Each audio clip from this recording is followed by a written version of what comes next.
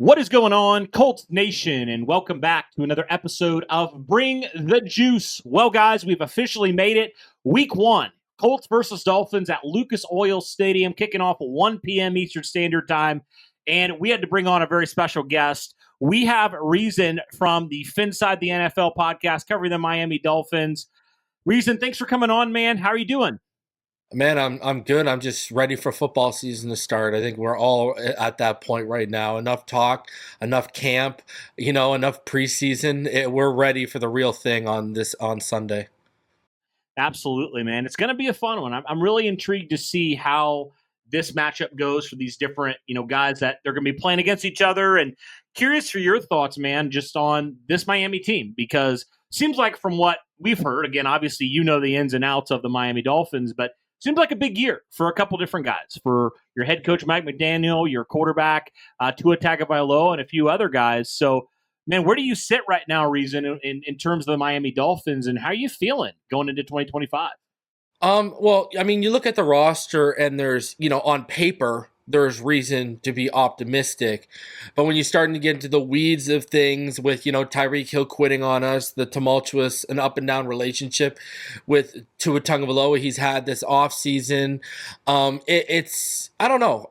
It's a weird one, but like I keep telling everyone who tunes into me, we've won the Super Bowl in every offseason the past couple years, and this offseason has been the total opposite of that, where a lot of people are viewing us as losers coming out of this offseason as opposed to winners in previous years.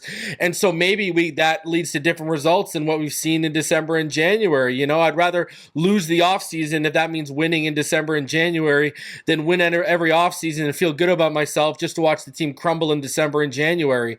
So it's a different one. It's a different vibe. That's for real. I mean, the expectations are certainly not through the roof like they had been the last couple of years, especially with the media, because they've kind of turned on us a little bit. So I think it's, I know Peter Schrager was talking about we could be one of those teams that everyone's counting us out and we surprise everyone. So I don't know. I'm just 1 week at a time. That's where I'm at right now with this team.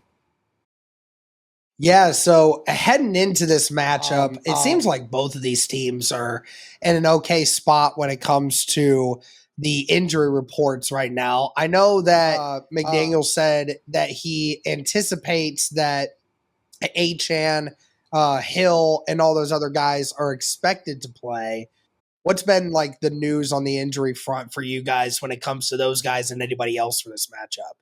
So, I mean, I heard when I was down at training camp a couple weeks ago for the week of the Jacksonville Jaguars, I heard while I was down there that had the season started that week, Achane would have been ready to go, and the one to watch was actually Austin Jackson. And Austin Jackson was a full participant today. But James Daniels, he showed up on the injury report. He was limited today, but he'll be good to go.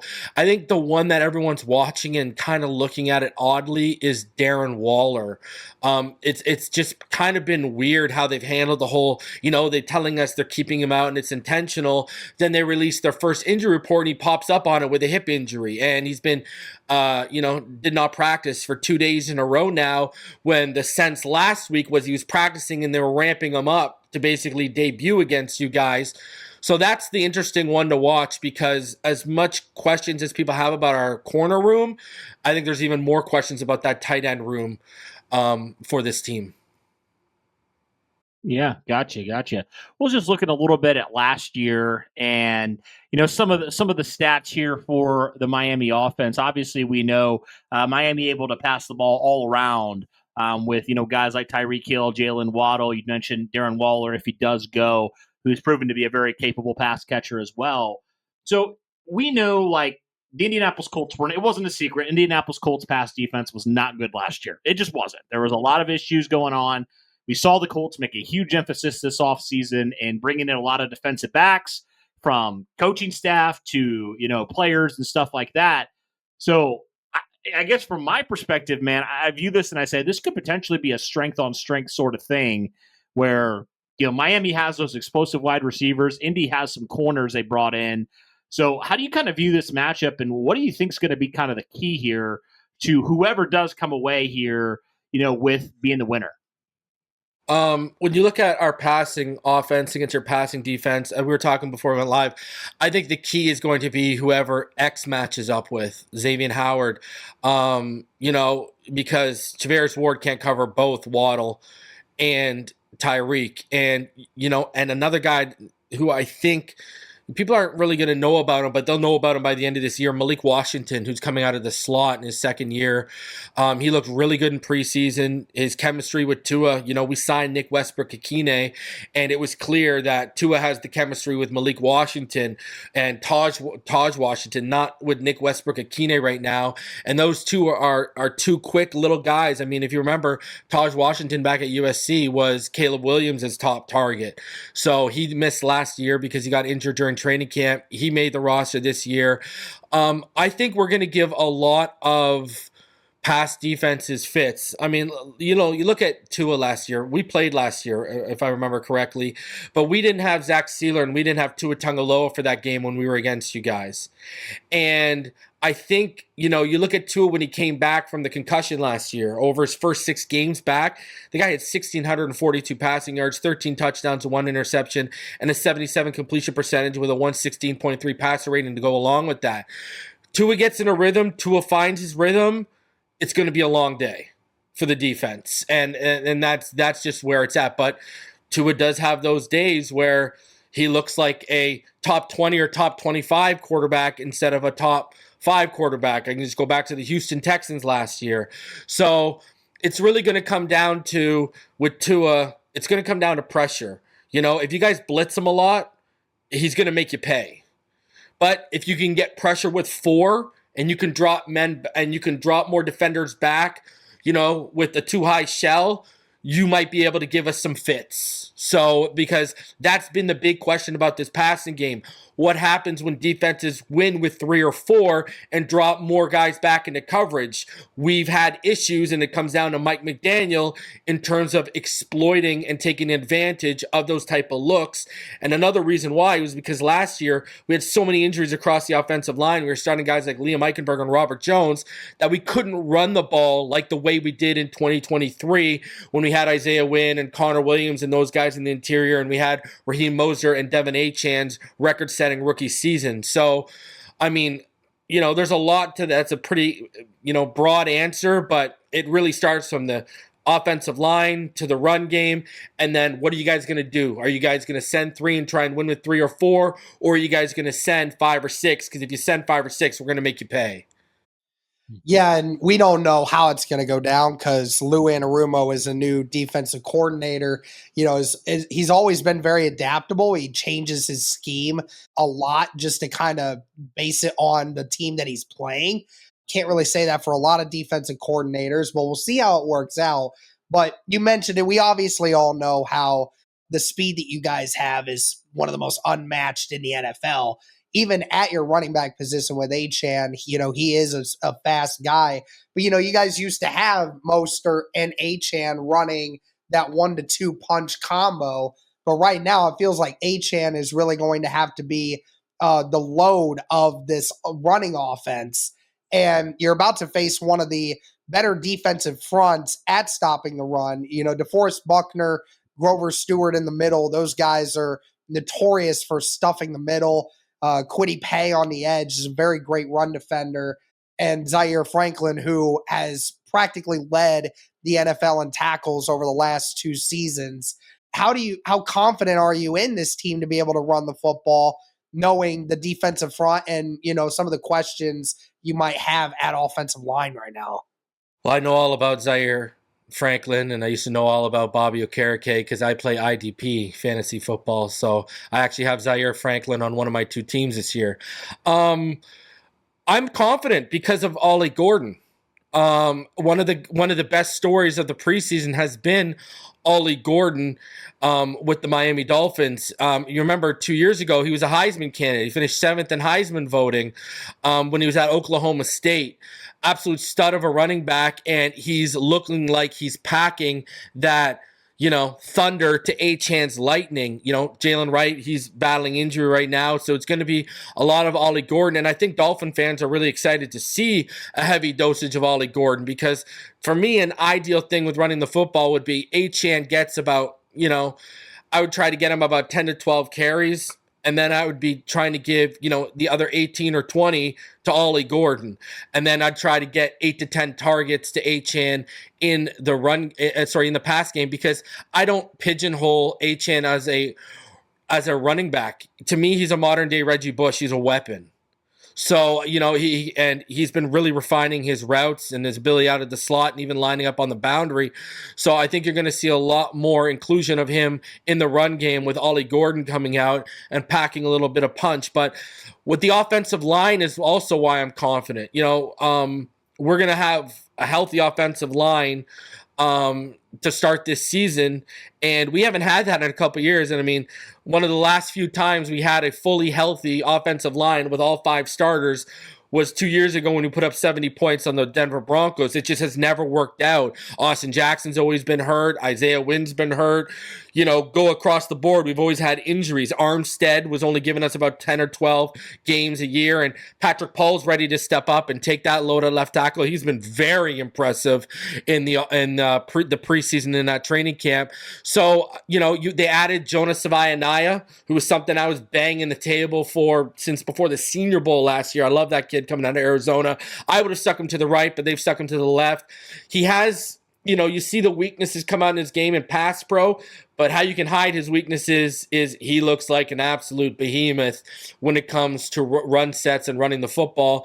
Aaron Brewer at center, and then obviously James Daniels, someone we added from Pittsburgh at right guard, and Austin Jackson. So we got guys who can move in space, but when we want to run, inside zone, or we want to go power gap, we got guys that can move bodies and move people out of the way and open those gaps. Now, you're 110% right. Your interior is pretty stout. But, from what I've seen in camp in the preseason, I think the identity of our offensive line this year is not going to be pass pro. It is going to be in the run game. So that's going to be a very intriguing battle to watch. Yeah, no doubt, no doubt. Well, before we flip over to the defense, just want to say shout out to FanDuel for their sponsorship here of this video. Let's flip it over to the defense now. So obviously we know with what the Indianapolis Colts are wanting to do, it's all going to come down to what they want to do on the line of scrimmage, establishing that run game, getting Jonathan Taylor going. We know it's been their mojo for the past number of years.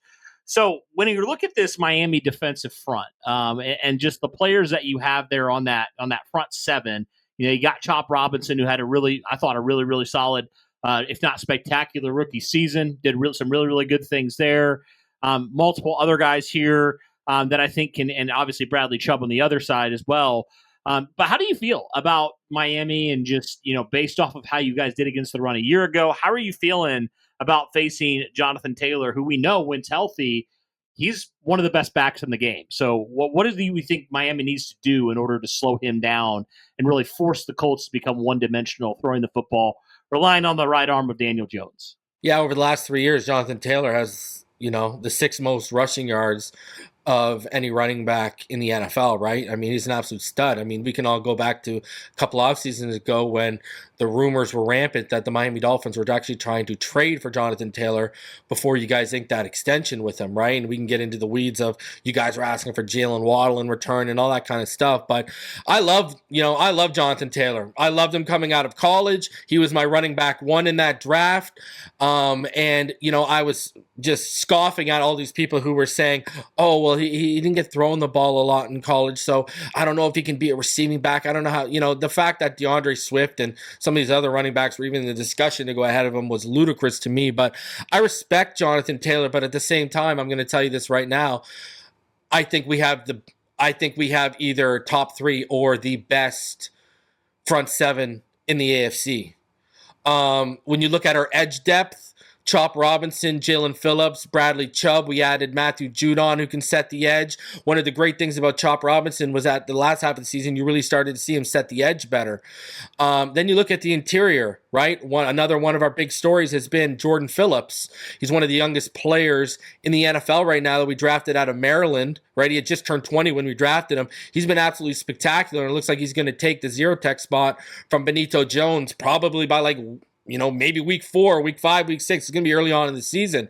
We drafted Kenneth Grant out of Michigan, who's an absolute freak show when you talk about athleticism and you go put on the Michigan tape, how stout he was against the run. I mean, he's the only player to this day I've ever seen take on a double with one hand and then take the tight end who's pulling across the backside with the other hand and throw him into the running back for a loss of 2 yards. I mean, we're talking about like incredible stuff against the run.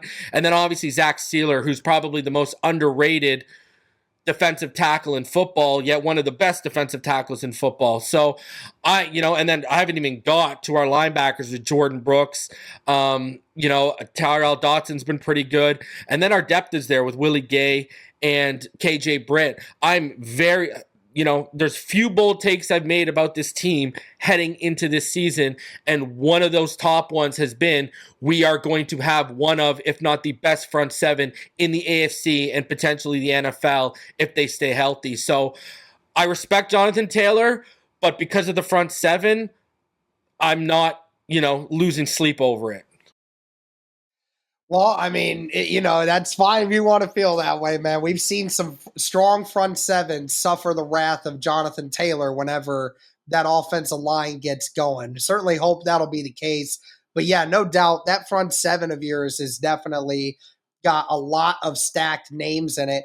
But that back end of your defense has definitely got to be a little concerning. I know obviously Minkah being there definitely helps, but we heard Jason Marshall Jr. will have to play at nickel for you guys. And it's just it doesn't seem to quite be the Miami Dolphins secondary that it once was. And obviously, I mean, you may feel that doesn't matter because Daniel Jones is the quarterback and what have you. But I mean, this wide receiver group and this room in general for the weapons that the Colts have is actually pretty impressive. I mean, Michael Pittman, you know what he's going to give you. Alec Pierce, best deep threat in the NFL right now. Josh Downs and Adonai Mitchell can get open on anyone. It doesn't matter who's guarding them. One-on-one, they are a matchup nightmare for anyone that goes up against them. And then you just drafted Tyler Warren, who, if by any stretch what you've seen in camp and from preseason, definitely looks like he's going to have a very big role in this offense. What's your feeling about with this wide receiver tight end room for the Colts and your secondary? How does it match up? Well, I think the safety room is quite strong, especially if they're healthy. Minkah Fitzpatrick, I think you're going to see him return to all-pro form this year. And you're going to see a lot of three safety looks, right? You're going to see Ifeatu Melifonwu, you're going to see Ashton Davis, and you're going to see Minkah out there a lot because if he can play in the nickel, he can play out on the boundary. And then, you got to look at our coordinator. It's Anthony Weaver. You got to go look at the history of what he did in Baltimore and what he came from. They were built from the front back, not from the back to the front. And that's the change we've gone through. Brian Flores built this defense from the back to the front, spending big money on Xavier Howard, Byron Jones, et cetera, spending draft assets on Javon Holland. Boyer, who took over from him, was part of that lineage, continued that whole, theme of building from the back to the front. Weaver has changed that. If you go to Baltimore, what do they build? They build from the trenches back, and that's what we've turned into. Their whole thing is, if our front seven's going to get home, we're not going to be asking guys to hold coverage for 4, 5, 6, 7 seconds. And, even still, they've got Jack Jones, who's been around the league a little bit, Rasul Douglas, who's been around the league a little bit. They put veterans back there. We'll talk about Marlon Humphrey here and use an example of him. Marlon Humphrey was not a world beater. Marlon Humphrey was not an elite athlete, but Marlon Humphrey made it work in the Baltimore system because of what was asked in the front and his responsibilities in the back. They didn't overcomplicate things. And I expect the same thing. And especially if we get a lead, that's when you'll start to see some exotic stuff, and you'll see a lot of the things that you're going to see pre-snap aren't going to be what you see post-snap with this defense and Anthony Weaver tinkering. So, I listen, I trust Anthony Weaver. I think he's one of the best defensive coordinators in the NFL, and I think, he is going to be one of the hottest coaching candidates in this upcoming offseason if he doesn't stay in Miami. Gotcha. Well, I really do appreciate your time, man. We always like to have our guests on the show give their score predictions first before we let you go. So, Reason, if you want to give us your score prediction here for this game, week 1, what do you got? I think I don't know. I'm not a big fan of Daniel Jones. I'm a Gator fan. Wasn't a big fan of Anthony Richardson as a Gator. Didn't like him coming out. You can have all the weapons in the world, but if you can't get them the ball, they're just going to be out there running sprints all day. I see Jonathan Taylor being the key to your guys' offense and putting up points. I'll go with 2013 Dolphins. Okay. Derek? I do think it'll be a close matchup. I think both teams will I think that both offenses are going to struggle a little bit in this because you have a new quarterback with the Indianapolis Colts, and albeit the weapons are going to be back for the Dolphins, but I do believe that this defense that the Colts have right now is capable of getting some more stops than we're used to. I'll probably go 23-17 Indianapolis in this one. Oh man, gosh. See, this is tough because, I want to go Indy, but also Indy hasn't won a home opener or any like 10 years, week 1 game in over a decade. So I'm like, I don't know if I can pick them. I just don't know until they prove me wrong. So it's almost like the Jaguars situation. Yeah. When we go in Jacksonville, we just don't pick them because they have the Dolphins haven't lost a home opener under Mike McDaniel yet. A season opener under Mike McDaniel yet. Hey, we got to break the streak, Cody. We got. So I know it's getting ridiculous, man. It's so. But anyway, I'll go 23-20 Miami in this game just until the Colts prove me wrong, to be honest. But I agree with you guys. I think it's going to be a touchdown game, if not less than that. I think it's going to be a good game.